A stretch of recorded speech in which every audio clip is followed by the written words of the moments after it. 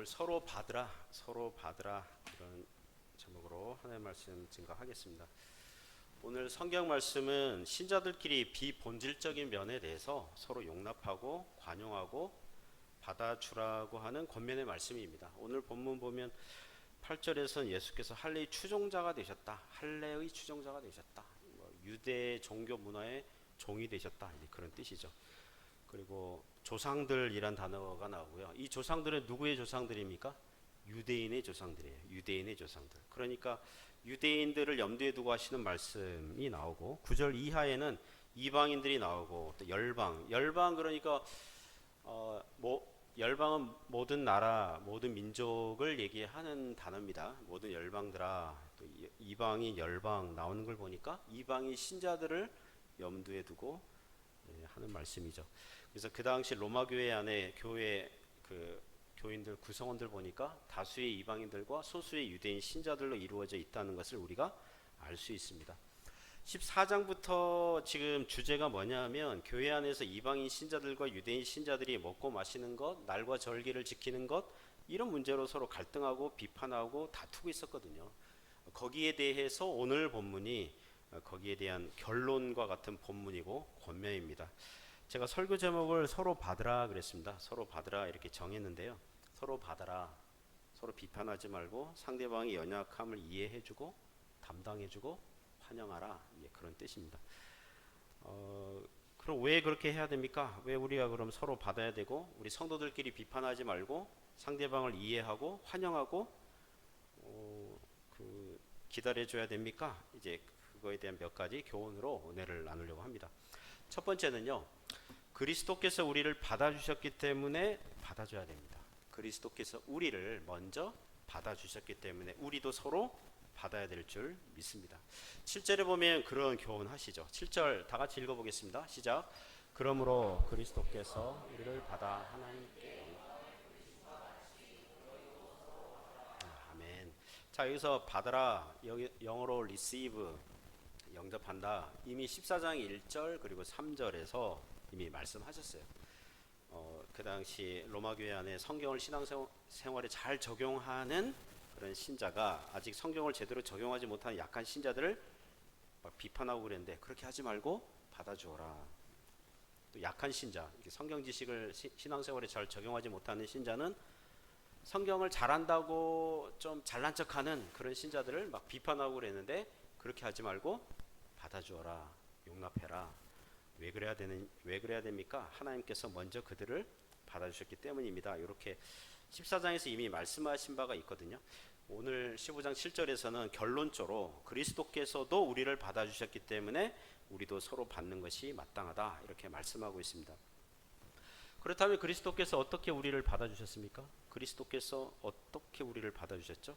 그리스도께서는 우리를 받아주시기 위해서 큰 희생을 치르셨습니다.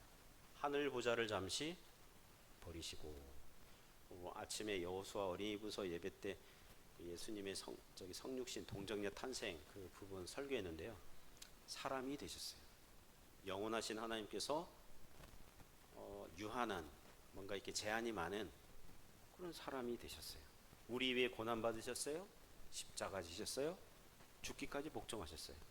그리스도께서 우리를 받아주시려고 그리스도 편에서는 엄청난 희생을 치르셨어요.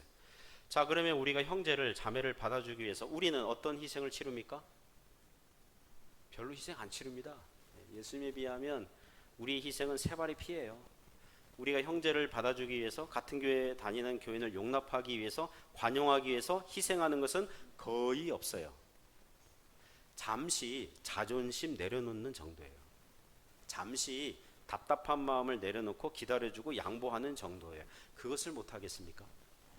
요한복음 13장에서 같은 논리로 사용하는 사건이 있죠. 예수님께서 제자들의 발을 씻어주신 다음에 이렇게 말씀하시죠. 같이 읽어볼까요? 요한복음 13장 14절 말씀. 내가 주와 선생이 되어 너희 발을 씻어주었으니 너희도 서로 발을 씻어주는 것이 옳으니라. 원래 주님과 선생이 되면 제자들이 발을 씻겨줘야 되거든요. 선생님 발을. 근데 주님이고 선생님이신데도 낮아져서 제자들의 발을 씻어주었다면 주님과 선생님인데 종들이나 하는 행위를 하셨다면 제자들끼리는 너희도 제자들끼리는 서로 발을 씻어주는 것이 옳으니라 합당하니라 이제 그런 말씀이죠. 찬송가 그 중에 이런 노래 있죠. 나 같은 죄인 살리신 주님의 은혜 놀라워. 나 같은 죄 자신 없으니까 작은 소리로 하는 거예요. 나 같은 죄인 살리신 주 은혜 놀라워 이렇게 있잖아요. 가사 여러분 잘 불러야 돼요. 너 같은 죄인이 아니에요. 나 같은 죄인이에요. 부를 때에 옆 사람 보면서 너 같은 죄인을 순서가 나예요. 나 같은 죄인을 살리신 주 은혜 놀라워. 그래야 돼요. 왜요? 나 같은 죄인도 구원하셨다면 너 같은 죄인은 더 쉽게 구할 수 있다. 왜요? 나 같은 죄인이 더 큰 죄인이니까 당신같이 약한 나보다 덜 약한 그 죄인은 얼마든지 구원하실 수 있다는 거예요. 여러분이 사도 바울의 고백 중에 사도 바울이 이런 고백하잖아요. 나는 죄인 중에 괴수다 그러잖아요. 우리가 그 본문 읽으면서 어떤 느낌 가져요? 맞아요. 사도 바울 선생님, 당신은 죄인 중에 괴수예요. 그래요? 그런 구절 읽으면 어떻게 해요?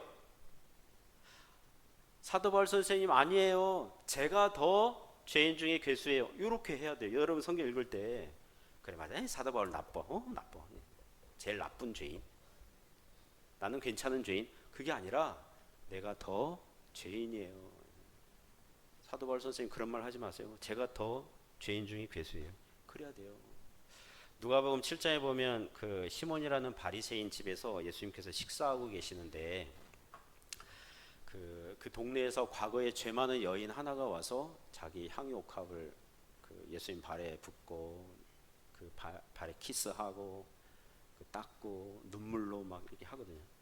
시몬이라는 바리새인, 저 여자 아주 나쁜 죄인인데 예수님은 뭐 선지자라면 착 보면 알아야지 왜 부정한 이 더러운 여인이 자기 몸 터치하고 있는데 막지도 않고 있어? 이렇게 막 하니까 예수님께서 그 생각을 하시고 이런 얘기 해주시는 거거든요.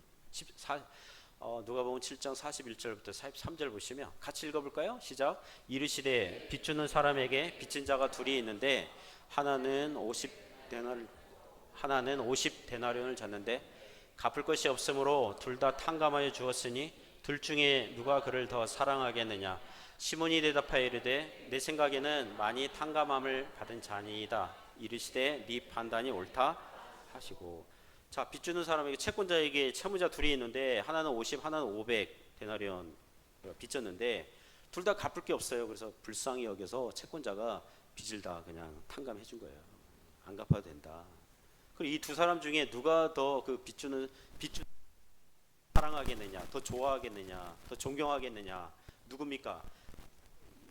많이 탕감받은 사람. 500데나리온이죠. 자, 그러면 우리에게 이렇게 질문해 보죠. 신자들 중에 누가 예수님을 가장 사랑하겠습니까? 우리 중에서 자기 자신을 가장 큰 다른 사람보다 가장 큰 죄인으로 여기는 사람이 주님을 더 사랑하는 줄 믿습니다. 자기를 죄인 중에 괴수라고 여기는 사람이 나의 많은 큰 죄가 용서받았으니 주님을 더 사랑하는 거예요. 어느 성도의 간증을 들은 적이 있었습니다. 어느 목사님 사모님인데요. 사모님 얘기인데 그 사모님이 그러더라고요. 자기 교회에서 새벽 기도에서 누가 가장 먼저 예를 들면 5시 새벽 기도다 그러면 누가 가장 먼저 그 교회당에 갑니까? 새벽에? 지금 사모님 얘기하고 있잖아요. 그 사모님이에요. 사모님. 가장 먼저 간다는 거예요. 그래서 왜 그래요? 그러니까 자기가 주님을 제일 사랑하기 때문에 다른 교인들보다 주님께 먼저 이르려고 뭔가 기도 더 빨리 하려고 제일 먼저 간다는 거예요. 어린아이와 같은 신앙 아닙니까? 다른 사람이 주님께 기도하기 전에 자기가 가장 먼저 나와서 가장 먼저 기도하고 싶다는 거예요. 어린아이와 같은 신앙이죠. 우리가 과거에 죄인 중에 괴수였던 자가 용서받은 이후로 신앙생활을 지금 어슬렁어슬렁 게으르고 나태하게 할 수 있습니까? 신자인 듯 신자 아닌 듯 신자 같은 나 이렇게 할 수는 없잖아요. 은혜 가운데 신앙생활하는 사람이 다른 신자 보면서 흠을 찾고 눈 속에 있는 티를 빼려고 그러고 비판하고 정죄하고 업신여길 수 없습니다. 여러분, 우리가 더 심각해요. 우리 발등에 불이 떨어졌어요. 다른 사람 보기 전에 우리를 봐야 돼요. 그러면 다른 사람을 용납할 수 있어요. 그리스도께서 먼저 우리를 받으셨으니, 먼저 우리를 사랑하셨으니 우리도 서로 간에 영접하고 환영하고 기다려주고 자존심 내려놓고 응원하고 지지해 줄 수 있어야 하는 것입니다. 그런 은혜가 있기를 주님의 이름으로 부탁드립니다. 두 번째 교훈은요, 그리스도께서 종이 되셨으므로 우리도 주님 본받아서 섬겨야 한다는 것입니다. 8절부터 11절까지 교훈하는데요. 한번 읽어볼까요? 8절부터 12절까지입니다. 12절까지 같이 읽어보겠습니다. 시작. 내가 보니 그리스도께서 수종자가 되셨으니 이는 조상들에게 주신 약속들을 견고하게 하시고 이방인들도 그 긍휼하심으로 말미암아 하나님께 영광을 돌리게 하려 하심이라. 기록된 바 그러므로 내가 열방 중에서 주께 감사하고 주의 이름을 찬송하리로다 함과 같으니라. 또 이르되 열방들아 주의 백성과 함께 즐거워하라 하였으며 또 모든 열방들아 주를 찬양하며 모든 백성들아 그를 찬송하라 하였으며 또 이사야가 이르되 이새의 뿔이 곧 열방을 다스리기 위하여 일어나시는 이가 있으리니 열방이 그에게 소망을 두리라 하였느니라. 아멘. 자, 8절 보시면 그리스도께서 할례의 추종자가 되셨다. 이 추종자를 번역한 헬라어 단어가 디아코노스라는 단어인데요. 성경의 다른 데 보니까 일꾼, 사역자, 종, 집사 이렇게 번역을 했더라고요. 이전 개역 성경에는 수종자 이렇게 번역했는데 추종자보다는 수종자가 더 나은 것 같아요. 그죠? 추종자 뭔가 이렇게 따르는 사람 그랬는데 일꾼, 종 이렇게 보시면 돼요. 할례의 추종자 그러면 유대인의 종 이렇게 바꿔서 읽어도 뜻이 통합니다. 예수님께서 유대인으로 오셨죠. 유대의 종교, 문화, 정치 구조 안에서 사셨어요. 그걸 할례의 추종자가 되셨다 그러는 거예요. 그렇게 하는 이유를 두 가지 효과를 위해서 했다 그래요. 하나는 유대인의 조상들에게 하신 약속들을 8절 후반절 보시면 견고하게 하기 위해서, 유대인들로 하여금 예수님 하시는 사역을 보면서 뭐가 생각나도록요? 그 조상들 아브라함과 이삭과 야곱에게 주신, 모세에게 주신, 다윗에게 주신 그 언약, 약속을 거듭 떠오르게 해서 신실하신 주님께 오도록, 예수님을 믿도록 그렇게 한 거예요. 예수님은 유대인으로 태어나셨어요. 8일 만에 할례 받으셨어요. 이스라엘은 아들 태어나면 40일 되면 성전에 가서 제사 드리거든요. 그것도 하셨고, 안식일을 회당 이제 참석하시면서 안식을 지키셨고, 명절 때 예루살렘 방문하고 성전 방문하고 명절 지키셨고, 뭐 한 것입니까? 유대인의 조상들 하나님께서 주신 약속을 생각나도록, 유대인들로 하여금 생각나서 다윗의 후손으로 오신 그리스도가 예수님이시구나 이렇게 믿도록 그렇게 하셨다는 거예요.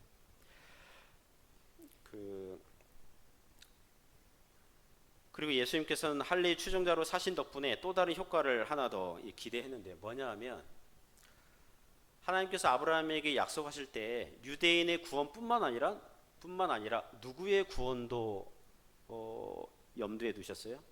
이방인의 구원. 천하 만민이 복을 받으리라. 아브라함에게 먼저 복음을 전하여서 아브라함으로 말미암아 천하 만민이 복을 받으리라. 근데 이방인들은 그 언약을 모르거든요. 구약 성경 모르잖아요. 대신 무엇을 통해서 하나님의 그 신실하심을 알게 하신 겁니까? 하나님의 약속을 이루시려고 예수님께서 십자가 죽으시고 구원하신 예수님 보면서 9절 보시면 이방인들도 무엇으로 말미암아요? 그 긍휼하심으로 말미암아 하나님께 영광을 돌리게 하려 함이라. 이방인들은 복음 들을 때 구약부터 천지 창조하신 하나님, 아브라함과 이삭과 야곱에게 약속하신 하나님, 그거는 예수님 믿은 다음에 성경 공부하면서 성경을 배우면서 알게 되는 거고요. 하나님의 아들이 당신을 위해서 죽으셨습니다. 당신의 죄를 대신해서 십자가에 죽으셨습니다. 이럴 때 첫 번째 만나는 하나님의 그 성품은 그분의 긍휼, 사랑, 은혜인 줄 믿습니다. 이방인들은 주구장창 하나님 몰랐어요. 우상 숭배했어요. 하나님 모르고 살았어요. 약속과 언약에는 외인이었고 하나님도 모르고 소망도 없는 자들이었어요. 그런데 그들을 위해서 하나님께서 일반 은총 안에서 햇빛도 주시고 비도 주시고 농사하면 추수기와 결실기를 주셔서 기쁘게 하셨고, 그들도 만나서 짝을 이루고 결혼하고 가정을 만들고 자식을 낳고 즐겁게 살도록 하셨어요. 그리고 나중에는 예수님까지 주신 거예요. 전에도 제가 설교 예화로 썼지만 제가 20대 초반에 은혜 받고 신앙생활 열심히 하니까 청년부 선배 장로님 아들이 나를 불러서 신앙생활 너무 열심히 하지 말라고 저에게 부탁한 적이 있었습니다. 자기 아버지 장로님이 자기 야단 칠 때 나랑 비교하면서 야단 친다는 거죠. 상규제는 부모님이 교회도 안 다니는 가정에서 저렇게 열심히 신앙생활 하는데 너는 장로 아들이 돼가지고 왜 이렇게 신앙생활이 나태하고 게으르냐 그런 얘기 한다는 거예요. 그 선배가 나에게 조금만 더 신앙생활을 좀 덜 열심히 해달라 이렇게 농담 반 진담 반 부탁한 적이 있었어요. 제가 20대 초반만 해도 목사 될 생각은 꿈에도 없었어요. 살짝 불안하긴 했어요. 이렇게 열심히 하다가 나중에 목사라고 그러면 어떡하지? 이게 살짝 불안은 했지만 전혀 진짜 꿈에도 몰랐어요. 나중에 자연스레 은혜 받고 목사가 돼야겠다고 결심하고 일반 대학 졸업할 때에 신학대학원 가고자 부모님께 말씀드리니까 부모님이 특히 제 엄마가 부모와 자식의 연을 끊자 이렇게 강하게 나오셨어요. 너 신학교 가는 순간 더 이상 너는 내 아들이 아니다. 당시 경제권이 엄마에게 있었거든요. 그 말은 인생의 사형 선고와 같은 가족과 떨어져 있는. 그런데 엄마의 강경한 태도 때문에 저는 내가 왜 정말 목사가 되려고 하지? 대학 졸업하고 취직하려고 하는데 취직이 안 돼서 도피처로 신학교 가려는 건 아니야? 세상이 무서워서 신학교를 숨으려는 건 아니야? 뭐 이런 그런 자기 점검하는 시간이 되긴 했어요. 그 후에 어쨌든 신학대학원 가고 결혼하고 가정도 꾸리고 교단 노예 가입하고 교회에서 전도사로 섬기고 이제 목사가 이제 되는데 지금도요 제가 가끔 설교 준비하지 않습니까? 설교 준비하다가 문득 멈추고 이런 생각을 해요. 내가 왜 목사가 되었지? 하나님께서 왜 나를 목사로 부르셨지? 예전에 새벽 기도할 때는 5시 20분인가 했잖아요. 한 4시 반, 4시 40분 이때 알람 맞춰서 깨거든요. 근데 좀 피곤하면 알람 소리 때문에 깨긴 깼어요. 그런데 아직 제정신이 아니잖아요. 정신이 돌아올 때까지 한 몇 초간의 시간이 있잖아요. 나는 누구지? 여기는 어디지? 막 이럴 때 있잖아요. 새벽에 깨면 그래요. 새벽에 깨면 난 누구지? 아, 나 목사구나. 아, 교회당 가야 되구나. 이런 거 있잖아요.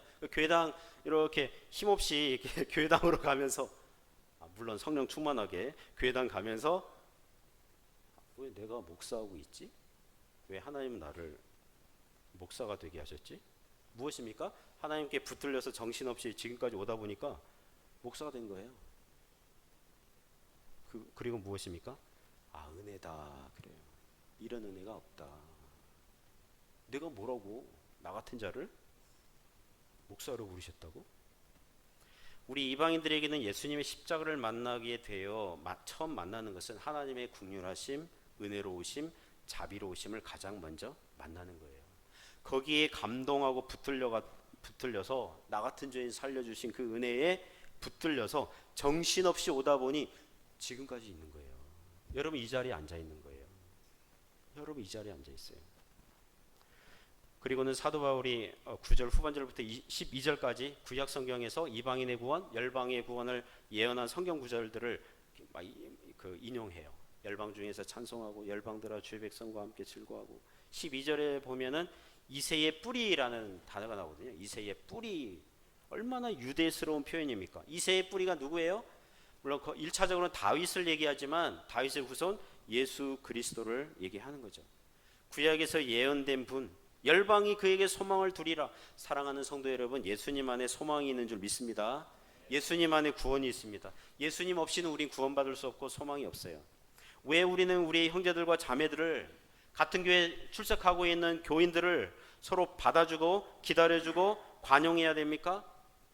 로마 교회는 문자 그대로 이방인 신자들과 유대인 신자들이 섞여 있었는데 예수님께서 유대인들도 구원하시고 이방인들도 구원하셨고 같이 하나님을 찬양하며 예배하고 소망을 두도록 하셨기 때문에 그렇게 섬기신 예수님을 안다면 우리도 그렇게 서로 받아야 한다는 것입니다. 우리도 마찬가지예요. 우리도 하나님의 은혜를 받았기 때문에 예수님의 십자가 복음을 통해서 긍휼하심을 얻었고 소망을 얻었기 때문에 얼마든지 형제 자매를 받아줄 수 있는 것입니다. 그런 은혜가 있기를 주님의 이름으로 축복합니다. 세 번째는 소망의 하나님 덕분입니다. 소망의 하나님 덕분에 우리는 서로 받을 수 있습니다. 서로 용납할 수 있습니다. 13절이 교훈합니다. 같이 읽어보겠습니다. 소망의 하나님이 모든 기쁨과 평강을 믿음 안에서 너희에게 충만하게 하사 성령의 능력으로 소망이 넘치게 하시기를 원하노라. 아멘. 여기 소망은 로마서 이전 내용을 종합하면요, 이 소망이 어떤 소망이냐면 로마서 9장부터 11장에 보면 이방인들이 많이 구원받았는데 유대인들이 그 모습을 보고 영적인 시기심을 느껴서 많은 유대인들이 주님께 돌아올 것이다. 그래서 이방인과 유대인들이 구원받은 이방인과 유대인들이 함께 하나님을 찬양하고 천국 백성이 되는 그런 소망을 얘기한 적이 있거든요. 바로 그 소망이에요. 여기서 소망은 종말에 예수님께서 재림하셔서 믿는 이방인들, 믿는 유대인들을 함께 모으시는 천국 백성으로 만드시는 그 소망을 얘기합니다. 자, 우리에게는 이게 어떻게 적용할 수 있습니까? 어떻게 적용할 수 있어요? 지금 신앙생활하는 성도들을 주님의 재림의 날에 다시 만날 수 있으리라는, 천국에서 다시 볼 수 있으리라는 그 소망인 줄 믿습니다. 그때까지 어떻게 살아야 됩니까? 13절에 얘기하죠. 소망이 하나님이 무엇으로요? 모든 기쁨과 평강을 믿음 안에서 너희에게 충만하게 하사 성령의 능력으로 소망이 넘치게 하시기를 원하노라. 신앙생활을 하면 할수록 천국 소망이 점점 더 익어가고 무르익고 거기에 더 빠져들고 감격하고 매력 있게 보이고 그래야 되는 거예요. 기쁨과 평강을 믿음 안에서 너희에게 충만하사. 신앙생활, 신자들의 정상적인 신앙생활 특징은요, 주님 안에서 기쁘고 평강을 누리는 것입니다. 불평과 원망하면서 형제를 미워하면서 살려고 해도 안 되게 되어 있어요. 왜냐하면 기쁨과 평강이 워낙 힘이 세기 때문에. 물론 우리는 잠시 원망할 때 있고 불평할 때 있고 낙심하고 실망할 때 있어요. 그러나 그게 정상적인 신자의 특징은요, 오래가지 못해요. 원망과 불평이 오래가지 못해요. 낙심과 우울이 오래가지 못해요. 울음과 슬픔이 밤에 기숙할지라도 아침에는 기쁨과 평강이 넘치게 되어 있습니다. 제가 아는 지인 중에 목사님 한 분이 있어요. 한 4, 5년 전에 사모님이 소천하셨어요. 그 목사님은 나이가 60 넘었기 때문에 재혼하지 않고 혼자 살아요. 사모님이 소천하고 나서 한 2, 3년 후에 그분을 만났어요. 만나서 교제를 나눈 적이 있어요. 그런데 그때까지도 그 목사님이 사모님 소천으로 매우 슬퍼하고 있는 거예요. 물론 신자라도 먼저 하늘로 보낸 아내 또 가족을 생각하고 떠올리면 슬퍼할 수 있죠. 근데 제가 보기에 너무 슬픔에 잠겨 있어요. 그 목사님이 그러더라고요. 자기는 날마다 하나님께 이런 기도를 한대요. 하나님, 저를 빨리 천국으로 보내주세요. 먼저 하늘로 간 제 아내 보게요. 이렇게 기도한다는 거예요. 그 말 듣고 제가 두 분이 정말 사랑이 깊었구나. 그리고 약간 갸우뚱했어요. 우리는 어떤 소망이 있냐면, 물론 가족과 헤어진 가족이 있다면 가족 보기를 간절히 원하겠지만 우리가 천국을 소망하는 가장 큰 이유가 무엇입니까? 주님을 대면하여 보는 거예요. 우리 주님 만나려고요. 이 땅에서 그 찬송가 가사 중에 그게 있잖아요. 이 땅에서 그 주님을 생각해도 이렇게 좋거든. 주 얼굴 배울 때야 얼마나 좋으랴. 그런 거 있잖아요. 주님 얼굴 보면 얼마나 좋을까. 근데 자기 아내 봐야 되니까 하나님 저의 생명을 빨리 데려가 주세요. 이렇게 기도한다는 거예요. 가끔 저희 부부가 이런 대화할 때 있어요. 둘 중에 누가 먼저 죽으면 어떻게 하자 이렇게 대화할 때가 있어요. 아내가 저에게 요구해요. 그러니까 아내가 먼저 죽으면, 자기가 먼저 죽으면 나보고 재혼하지 말라는 거예요. 막내 아들이 성년이 되기까지 잘 키워야 되니까 새엄마 밑에서 재혼하면 새엄마 밑에서 스트레스 받으니까 재혼하지 말라는 거예요. 그럼 제가 이렇게 물었어요. 그럼 아들이 성년이 되면 그때는 재혼해도 되느냐? 그러니까 그래도 안 된다는 거예요. 내가 재혼할 걸 생각하면 자기는 매우 기분이 나쁘다는 거죠. 그래서 자기도, 그러니까 남편이 먼저 죽으면, 내가 먼저 죽으면 혼자 살 생각이니까 당신도 재혼하지 말고 혼자 살아라. 그래서 제가 아내 앞에서는 그래요 이렇게 하고, 제 속마음은 아내가 먼저 죽으면 내 마음대로 해야지 이렇게 생각은 하고 있어요. 그게 뭐예요? 성경적이에요. 배우자의 죽음은 이 땅에서의 결혼 관계의 종결이에요. 재혼해도 되고 혼자 살아도 돼요. 여러분 그렇다고 제가 간절히 재혼을 바라고 있는 것 같은 그렇게 생각 안 하셔도 돼요. 신자들은 이 세상의 일들로 말미암아 하나님이 안 계신 것처럼 너무 슬퍼하면 안 된다는 거예요. 기쁨과 평강을 믿음 안에서 우리에게 충만케 하시는 소망의 하나님이 우리와 함께 계시거든요. 성령의 능력으로 신자들에게 소망이 넘치게 하고 있다는 것입니다. 저는 솔직한 심정으로 우리 주님께서 빨리 오셨으면 좋겠어요.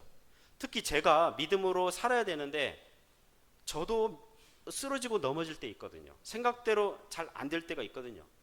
저의 약함과 비참함과 죄인됨을 깨달을 때에, 내가 사랑이 없다고 느낄 때에 이 모든 것을 회복하시고 구원하실 주님을 바라보게 되는 거예요. 주님 저를 구원하옵소서, 구원하옵소서. 지난주는 제가 유튜브 방송 어떤 거 보다가 교회를 비판하는 영상들을 우연찮게 꽤 보게 됐어요. 추적 60분과 같은, 유튜브는 참 놀라워요. 10년 전에 한 방송을 다시 재업로드 해가지고 또 봐요. 또 보게 돼요. 알 수 없는 알고리즘에 이끌려가지고 막 영상, 교회 비판 이러니까 막 나와요. 어떤 형제는 청년부 회장까지 하다가 교회를 떠난, 지금은 가나안 성도 그러잖아요. 가나안, 거꾸로 하면 안 나가, 교회 안 나가는 성도를 가나안 성도 그러잖아요. 그러니까 자기가 교회 안 나가는 이유, 교회를 비판하는 내용, 이게 들어보면 맞아요. 동의가 돼요.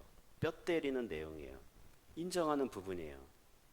최근에도 교회 비리 부정을 저지르는 목사, 그리고 맹목적으로 그를 따르는 교인들과 또 개혁파, 소수파, 이 반대파 교인들과 싸우는 그런 거. 이런 교회가 있어? 찾아보니까 10년 전에 취재한 건데 다시 올라와가지고.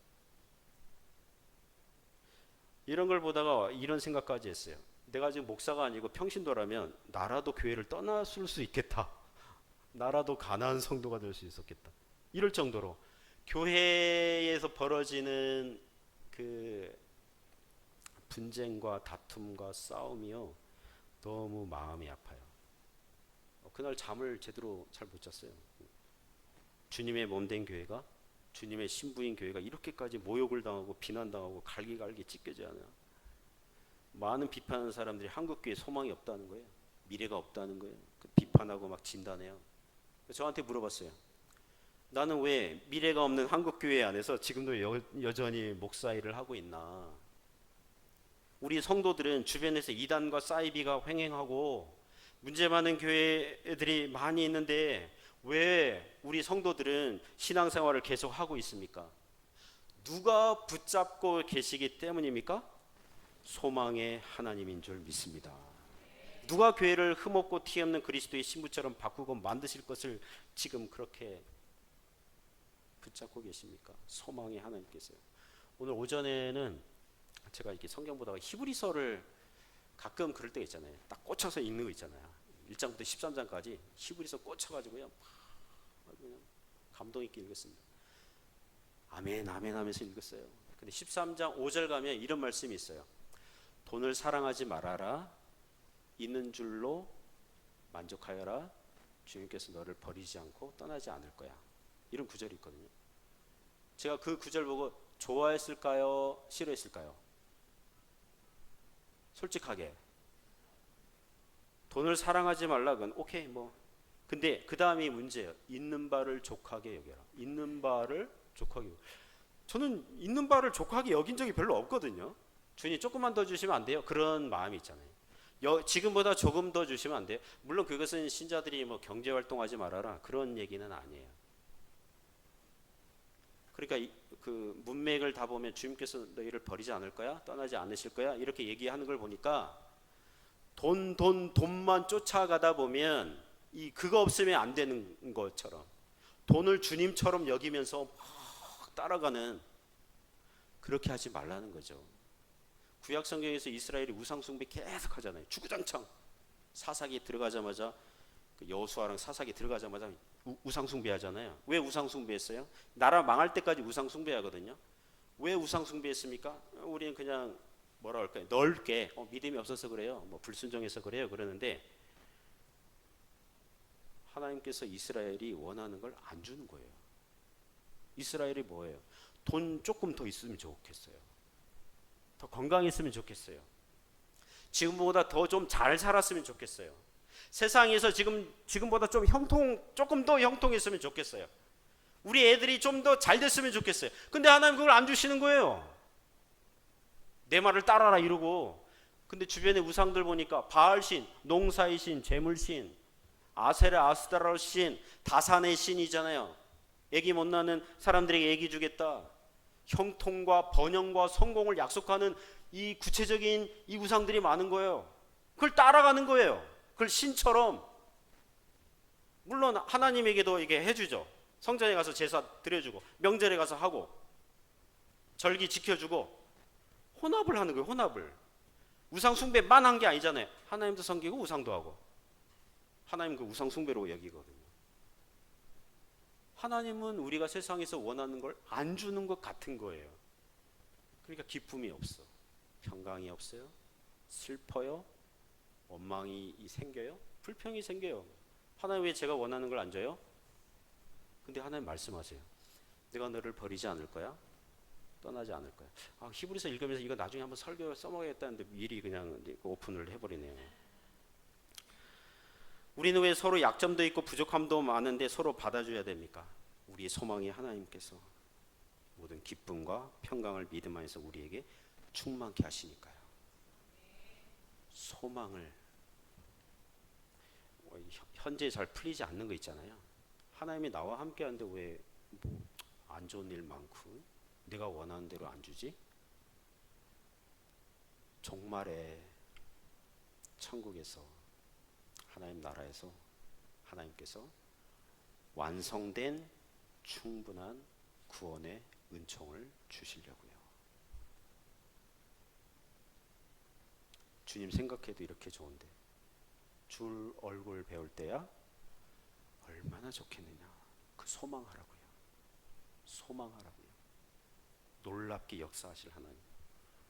사랑하는 성도 여러분, 그래서 우리는 오늘도 염치불구하고 주님 앞에 나오는 거예요. 대표기도하는 분들이 레파토리가 있잖아요. 지난 한 주간 잘 살았어요? 못 살았어요? 못 살았어요.